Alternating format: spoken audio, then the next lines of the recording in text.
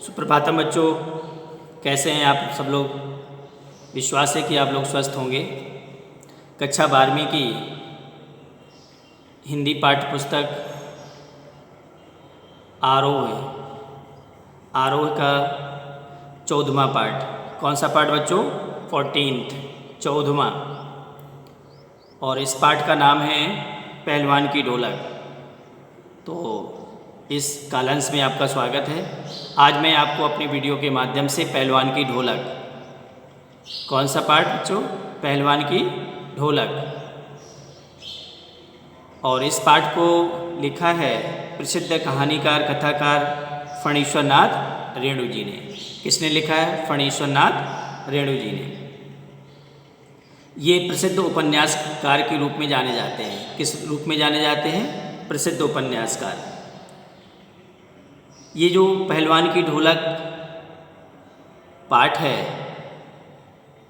इनकी रचनाओं में प्रमुख रूप से आंचलिक क्षेत्र में, ग्रामीण क्षेत्रों में विभिन्न प्रकार की बुराइयां, विभिन्न प्रकार के अंधविश्वास, महामारी, इन बुराइयों का इन्होंने अपने उपन्यासों में, अपनी कहानियों में उजागर किया है।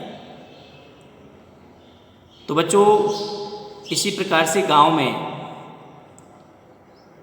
हैजा, मलेरिया, जब हमारे देश में एक तरह से कह सकते हैं उन्नत किस्म की दवाइयाँ, इलाज, या कह सकते हैं कि बीमारियों से लड़ने के लिए हमारे पास उतने साधन उपलब्ध नहीं थे, तब की ये कथा है कि किस प्रकार से हैजा और मलेरिया फैलता है और एक तरह से कह सकते हैं पूरा गांव इस बीमारी से मर जाते हैं, कुछ एक व्यक्ति बचते हैं। जो इसमें पहलवान हैं लुट्टन सिंह,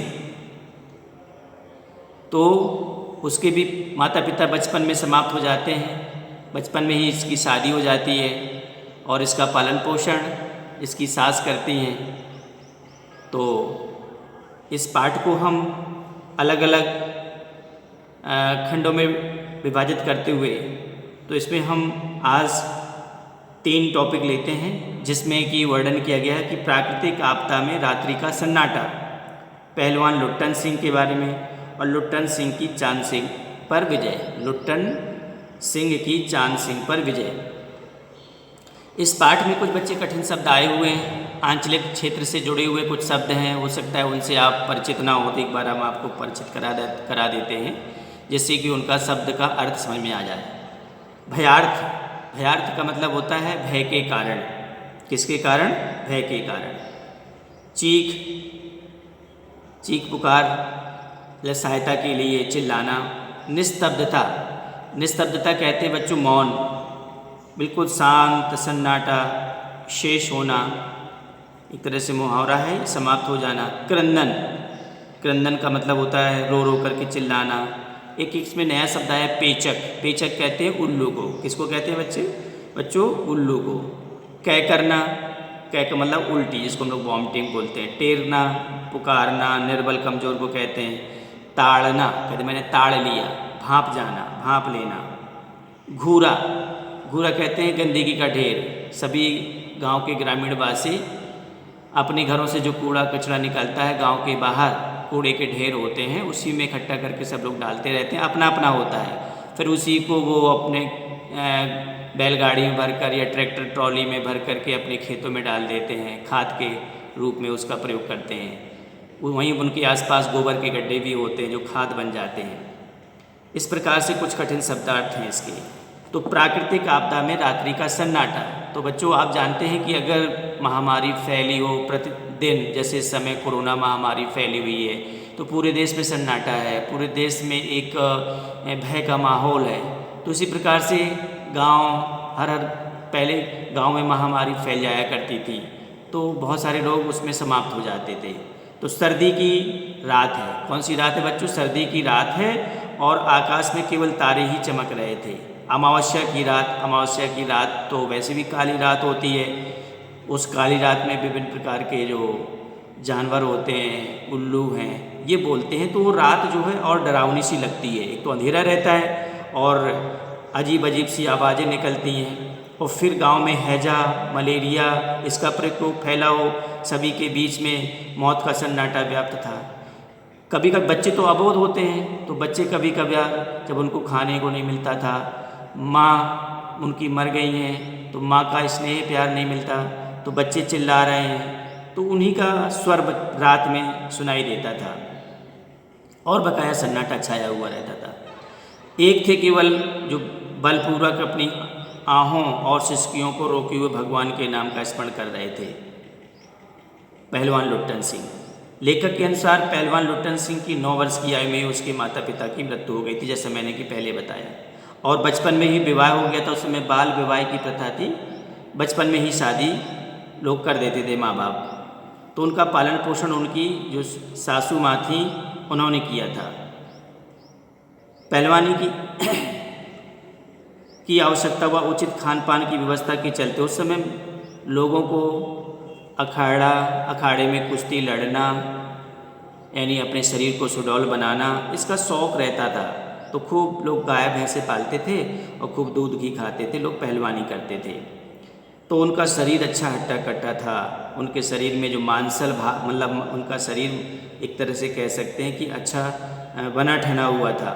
तो जाड़ों की निस्तब्ध रातों में केवल उसकी ढोलक ही पूरे गांव में नया जोश भरकर संजीवनी का काम करती थी। तो जब अखाड़े में 2 पहलवान लड़ते हैं तो ढोलक बजती है, तो लुट्टन सिंह को ढोलक, अखाड़े में पहलवानों को लड़ते समय ढोलक बजाने का बहुत शौक़ था, और उसमें एक तरह से कह सकते हैं कि ढोलक बजाने की जो कला है उसमें महारत हासिल थी। प्रत्येक व्यक्ति गांव का जानता था कि सायंकाल में ये ढोलक बजाते हैं। तो जब वो ढोलक बजती थी तो लोगों के मन में उत्साह आ जाता था। जो बुझे से लोग हैं, बीमारी के भय के कारण डरे हुए हैं, लेकिन लुट्टन सिंह की ढोलक को सुन करके उनमें एक उत्साह आ जाता था। तो एक बार की बात है कि श्यामनगर में कुश्ती के दंगल में लुट्टन सिंह चांद सिंह नाम के पहलवान की कुश्ती देख रहा था। जब गांव में दंगल लगते हैं तो गांव के जो लोग हैं वो सब आ जाते हैं और कुश्ती देखने के लिए। जो अपने गुरु, जो चांद सिंह था, अपने गुरु बादल सिंह के साथ पंजाब से आया होता। पंजाब हरियाणा में के जो पहलवान हैं वो बहुत प्रसिद्ध हैं। चांद सिंह ने अपनी उम्र के सभी पहलवानों को हराकर शेर के बच्चे की उपाधि प्राप्त की। एक टाइटल मिल गया है। किसका टाइटल मिल गया? शेर के बच्चे का। किसको? चांद सिंह को। राजा उसे अपने दरबार में रखने की सोच रहे थे कि चलो ये ताकतवर व्यक्ति है, मेरे काम आएगा। तो ऐसे लोगों को राजा महाराजा अपने दरबार में रख लिया करते थे। तभी अकस्मात लुट्टन सिंह ने चांद सिंह को कुश्ती की चुनौती दे दी कि ऐसे अभी मैं नहीं मानूंगा, पहले मुझे हरा करके देखो। उसने चैलेंज दे दिए।